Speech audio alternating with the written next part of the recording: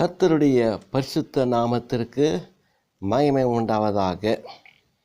இந்த நல்ல நாளில் மீண்டுமாய் நம்முடைய காணொளி ஊழியத்தை இந்த யூடியூப் மூலமாய் மீண்டும் புதுப்பிக்கும்படி தேவன் ஒரு கிருபை கொடுத்தார்.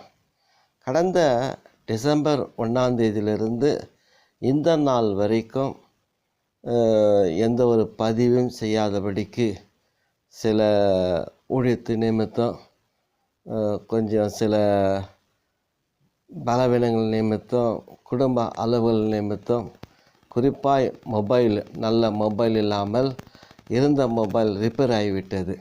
அதெல்லாம் சரி பண்ணி இப்பொழுது இந்த பதிவை நாங்கள் வெளியிடுகிறோம். எங்களுக்காக ஜெபம் பண்ணி கொள்ளுங்க. கர்த்தர் உங்களை அதிகமாக ஆசீர்வதிப்பாராக. ஆமென். இந்த நாளையில் ஒரு கிறிஸ்மஸ் செய்தி ஒரு 2-3 பண்ணிட்ட பின்னால் அதன் தொடர்ச்சி நம்ம 1 பேதுரு 1ஆம் அதிகாரம் 15-16 குறித்து பேசுகிறோம். அது இந்த ஆண்டுக்கு எப்படிப்பட்டதாக இருக்கிறது என்று ஒரு தீர்மானத்தோடு பேசுகிறோம்.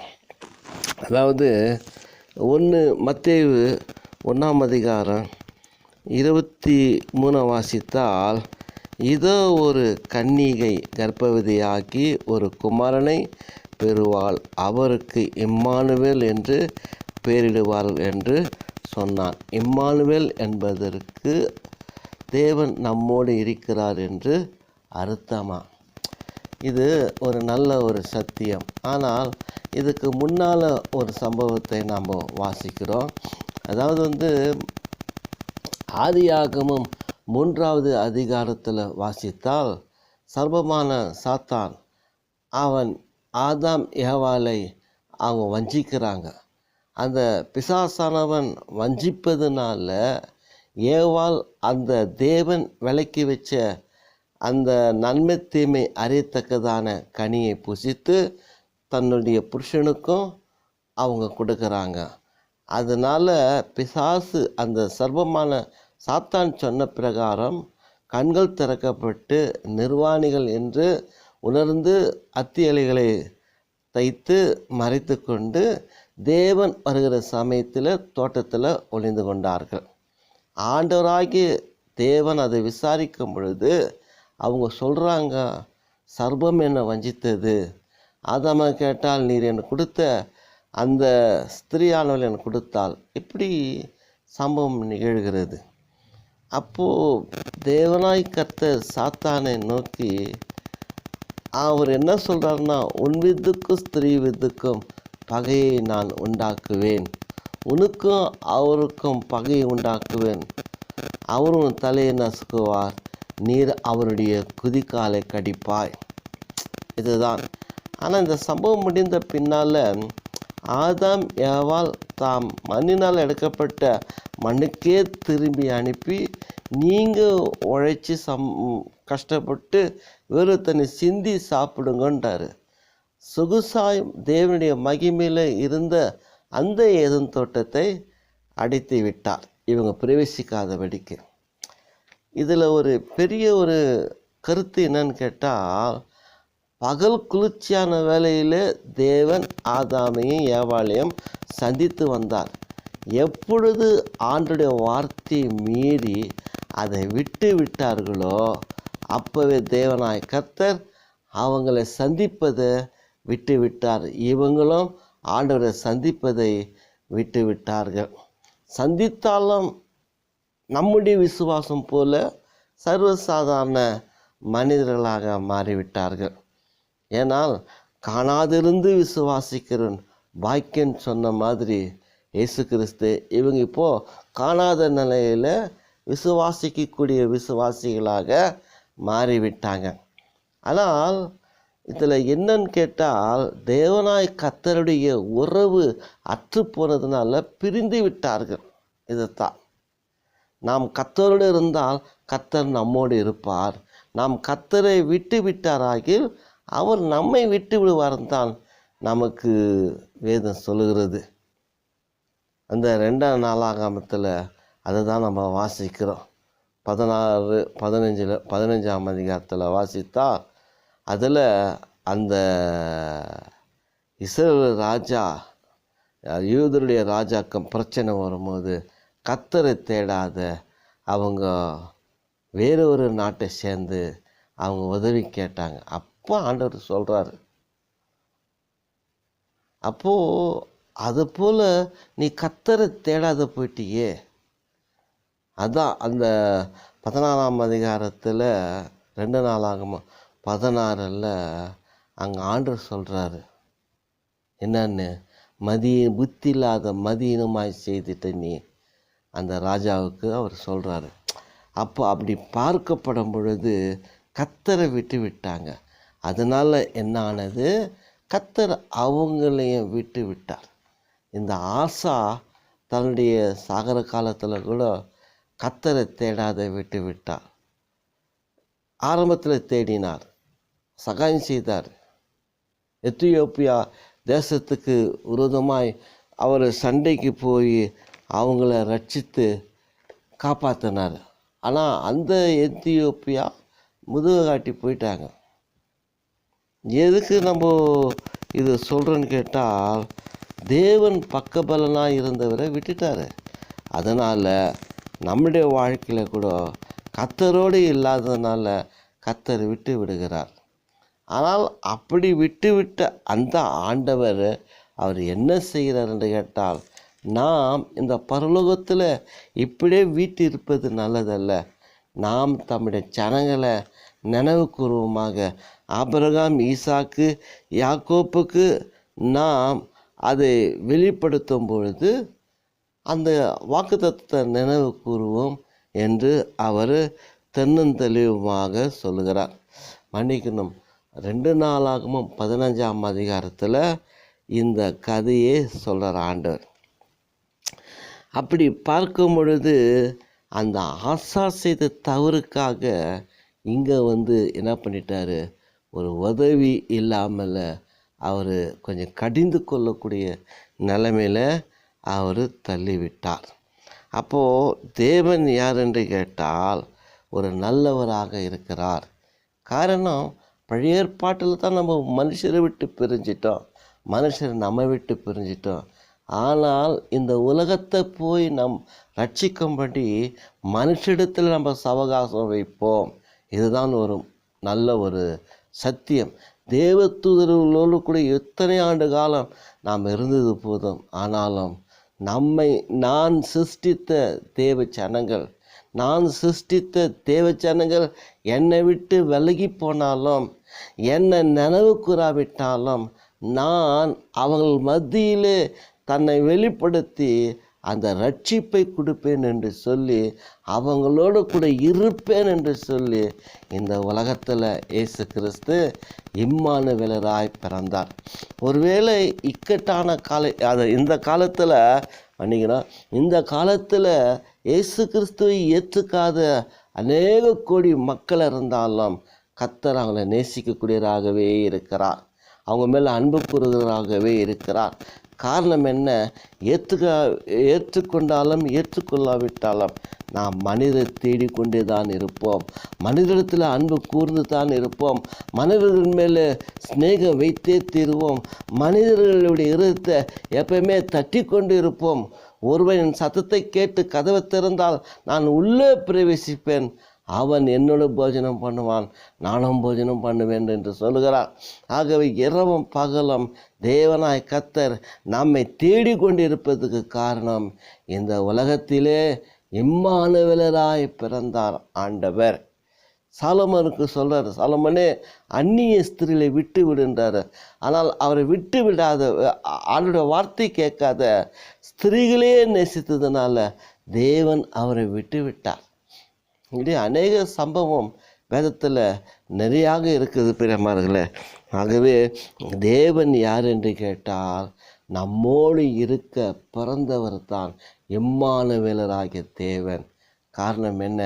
நம்மை விட்டு விலகி போகாத ஆண்டவர், நம்மை கைவிடாத ஆண்டவர், நம்மை வெறுக்காத ஆண்டவர், அவரை நம்பி போனால் நம்மை புறம்ப தள்ளாத ஆண்டவர், எந்த விதத்திலாகிலும் நம்மை ரட்சிக்க ஆயத்தமாக வாஞ்சையோடு தாகத்தோடு ஒரு மிகவும் பரிவாரமான உள்ளத்தோடு அன்போடு தேவன் நம்மை தேடி வந்தது தான் ஒரு உண்மையான கருத்து. பிரியமானவர்களே, ஏசாயா 7ஆம் அதிகாரத்தில் சொன்னால், இதோ ஒரு கன்னிகை கர்ப்பவதியாக்கி அவருக்கு இம்மானுவேல் என்று பெயரிடுவாங்க என்று சொன்னார்.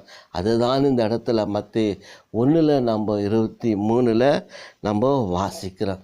காரணம் என்ன? தேவனோட கூட நாம் இருக்கணும். அதைத்தான் அவர் விரும்புகிறார்.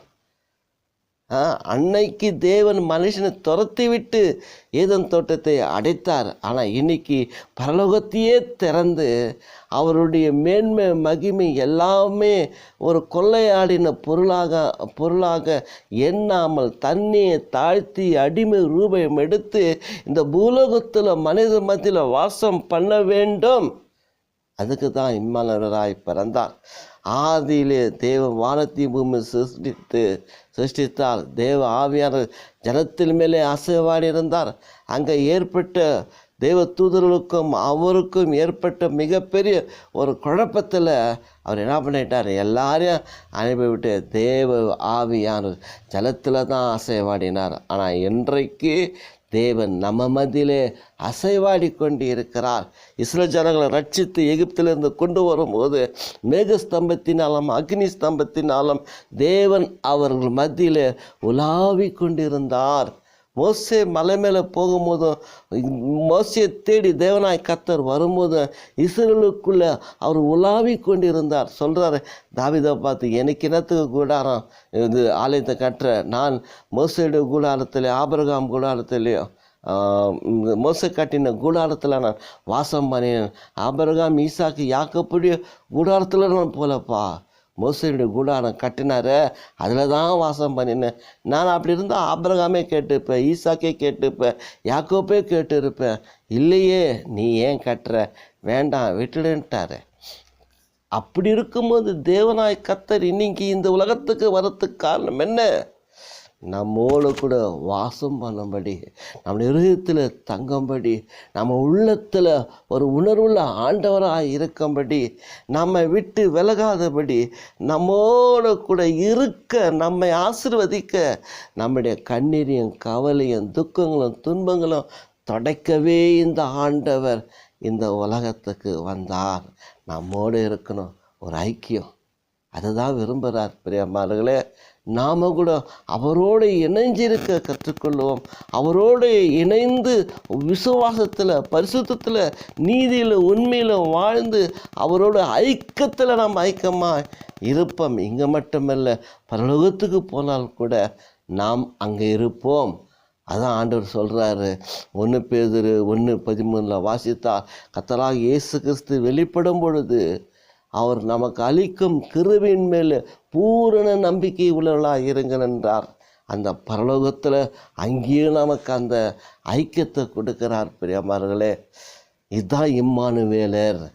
அது மட்டுமல்ல, கெத்செமனே தோட்டத்தில் யோவான் 17 வாசித்தால், பிதாவே, நான் உம்மோடு இருப்பது போல எனக்கு கொடுத்தவைகள் அவர்களும் உம்மோடு இருக்கட்டும். உம்மோடு இருக்கிறது போல நம்மளோட கூட ஐக்கியமாக இருக்கட்டுமே, ஒன்றாக இருப்போம் என்று ஒரே சிந்தையில் வேண்டல் செய்கிறார் என்று கேட்டால் அவர்தான் இம்மானுவேலர். பிரியமானவர்களே, உலகத்தில் எத்தனையோ படைப்புகள் இருக்கிறது.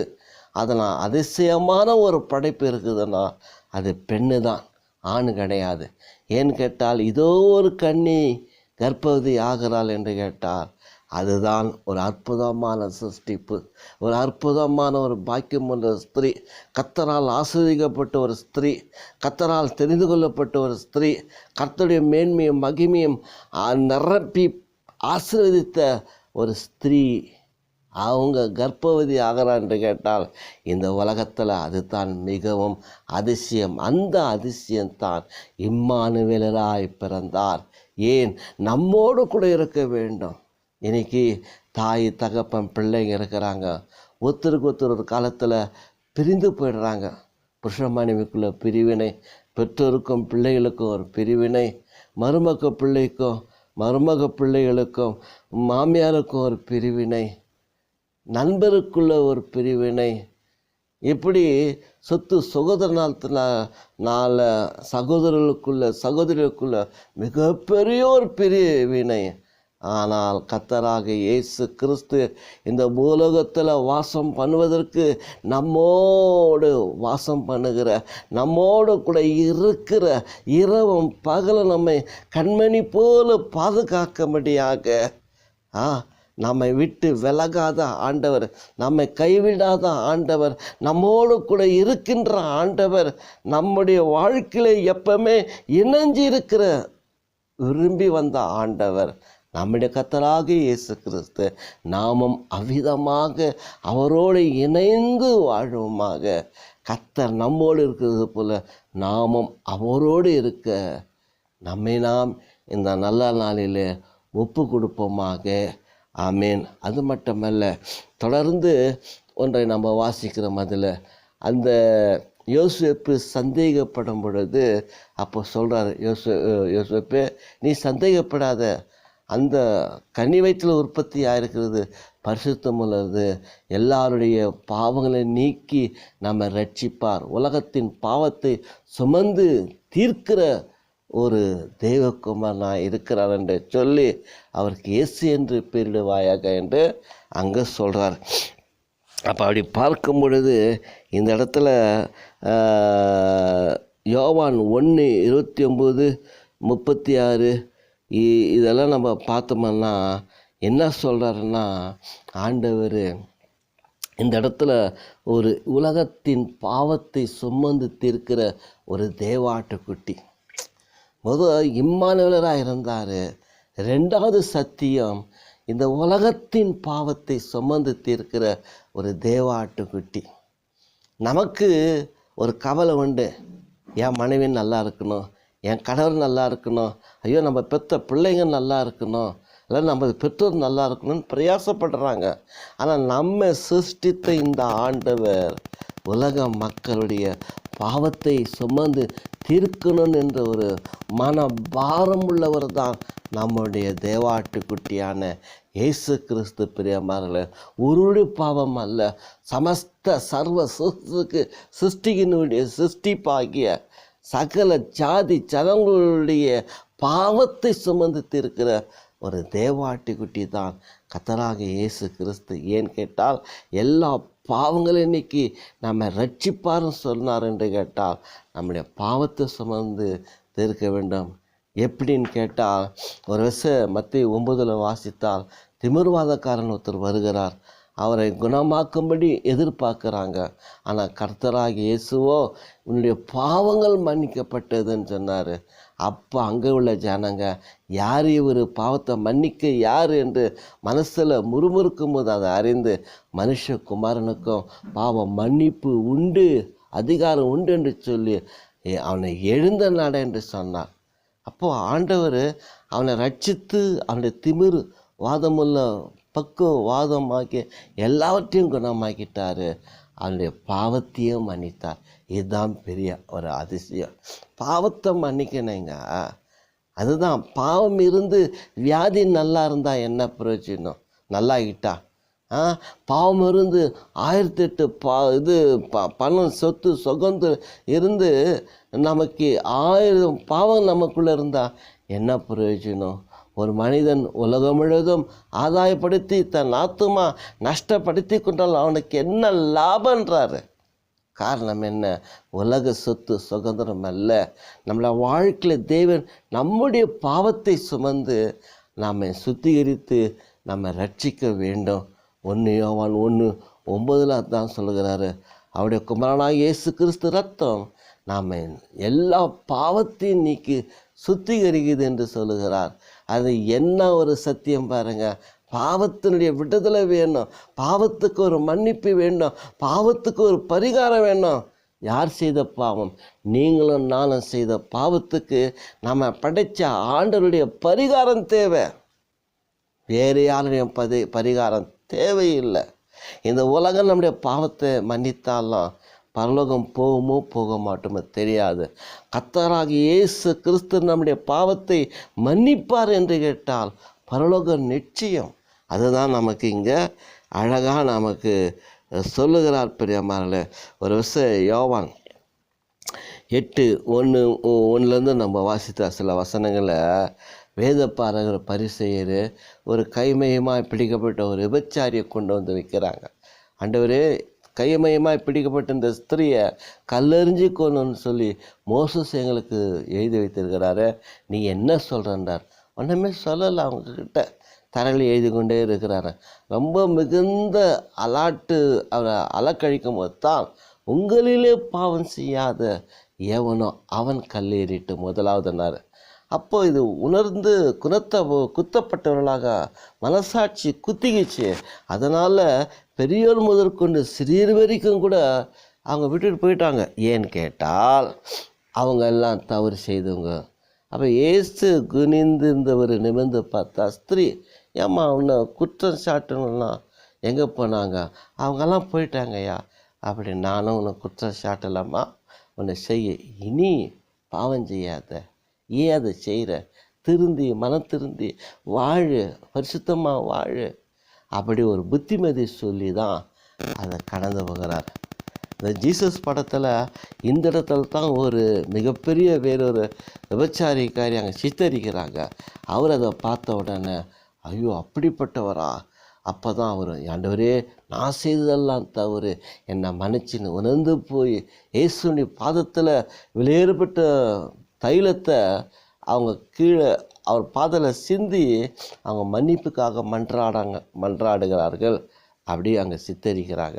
அதுதான் பிரியமானவர்களே, ஆண்டவர் நியாயம் தீர்த்தாலும் கூட ஒரு நிதானத்தோடு ஒரு நியாயம் தீர்க்கிறார். என்ன? இனி பாவம் செய்யாத. 38 வருடமுள்ள வியாதிக்காரனை குணமாக்கி தேவாலயத்தில் கண்டு உனக்கு அதிக கேடு உண்டாகாதபடிக்கு இனி பாவம் செய்யாதன்றார். அப்படின்னா என்ன அர்த்தம்? பாவத்துக்கு மன்னிப்பு. ஏன்னு கேட்டால் நம்முடைய பாவங்கள் எல்லாம் சிலுவையில் சுமந்து அங்கே அவர் வேண்டுதல் செய்கிறார். என்னன்னு, பிதாவே இவங்க என்னதென்று அறியாத செய்கிறாங்க, இவங்க பாவத்தை மன்னிமையா. எப்படி ஆகலாம் தேவ ஜனங்களை ரட்சிக்கிறதுக்கு ஒரே ஒரு வழி, பாவத்தை மன்னிக்கணும். ரத்த சிந்துதல் இல்லாமல் பாவம் மன்னிப்பு இல்லை. அதனால் கர்த்தராகிய இயேசு கிறிஸ்துவனுடைய அவர் ரத்த சிந்துதல், அந்த சிலுவையின் பாடு மரணங்கள், அவர் அடிக்கப்பட்ட அடிகள், சரீரம் பிடிக்கப்பட்ட சரீரம், சிந்தின ரத்தம், இந்த பாடுகளினால நமக்கு மன்னிப்பு கிடைக்கிறது. அது ஏசாயா 55:7 வாசித்தால் பாவத்தை மன்னிக்க அவர் தயவு பெற்றிருக்கிறாராம். அப்போ தயவுனா என்ன? பிதா கிட்ட வாங்கியிருக்கிறாரு. அப்போ என்ன மாதிரி தயவு? அவர் சிலுவையில் பாடுபட்டு மரிக்க வேண்டும், ரத்தத்தை சிந்த வேண்டும். அப்படி சிந்தின தொட்டு தான் இன்னைக்கு நம்முடைய பாவங்கள் மன்னிக்கப்பட்டு நாம் நீதிமான ஆக்கப்பட்டு பரிசுத்தவான்களாக ஆக்கப்பட்டு ஒரு விசுவாசிகளாக மாற்றப்பட்டு தேவனுடைய பிள்ளைகளாக இருக்கும்படி அதிகாரம் பெற்றப்பட்டு தேவனை சேவிக்கக்கூடிய ஒரு மார்க்க வழியை தெரிந்து கொண்டு தேவனுடைய பிள்ளைகளாக இருக்க தேவன் நமக்கு அதிகாரம் கொடுத்தார். அவரோடு இணைந்து ஐக்கப்பட, தேவன் நம்மோடு கூட ஐக்கப்பட இம்மானுவேலராய் வாசம் பண்ணுகிற ஒரு சத்தியம் இதுதான் பெரியமார்களே. நாம் இதை மறந்து விடக்கூடாது. அநேகர் இதை தான் பேசுவாங்க. சத்தியம் வானம் பூமியும் ஒழிந்து போனாலும் அவர் சொன்ன வார்த்தைகள் ஒன்றும் ஒழிந்து போவதில்லை. அதுதான் பெரியமார்களே. நீங்கள் கேட்ட சத்தியம் நானும் மீண்டுமா புதுப்பிச்சு பேசுகிறேன், நானும் பேசுகிறேன் பல கோணங்களில். ஆகவே நம்முடைய பாவத்தை சுமந்து தீர்க்கிற ஒரு தேவ ஆட்டுக்குட்டி கர்த்தராகிய இயேசு கிறிஸ்து, அவரே வேறு யாரும் இல்லை. நம்முடைய பாவத்தை மன்னிக்க, நம்ம ரட்சிக்க, நம்மோடு இருக்க வாசம் பண்ணுகிற மிகப்பெரிய ஒரு ரட்சகர் நம்ம படைத்த கர்த்தராகிய இயேசு கிறிஸ்து. அவரோடு இணைந்திருப்போம், அவரும் நம்மோடு இணைந்து இருப்பாராக. கர்த்தர் நம்மை ஆசீர்வதிப்பாராக. அது மட்டுமல்ல பிரியமானவர்களே, தாமதமாய் பதிவு பண்ணதுனால தயவு கூர்ந்து மன்னித்து கொள்ளுங்க. ஒரு நல்ல ஒரு மொபைல் எனக்கு தேவை. அது இருந்தால் தான் அந்த மொபைலை ரெக்கார்ட் பண்ண முடியும். இதற்காக ஜெபம் பண்ணினால் போதும். கர்த்தர் நம்மை ஆசீர்வதிப்பாராக. ஆமேன், ஆமேன்.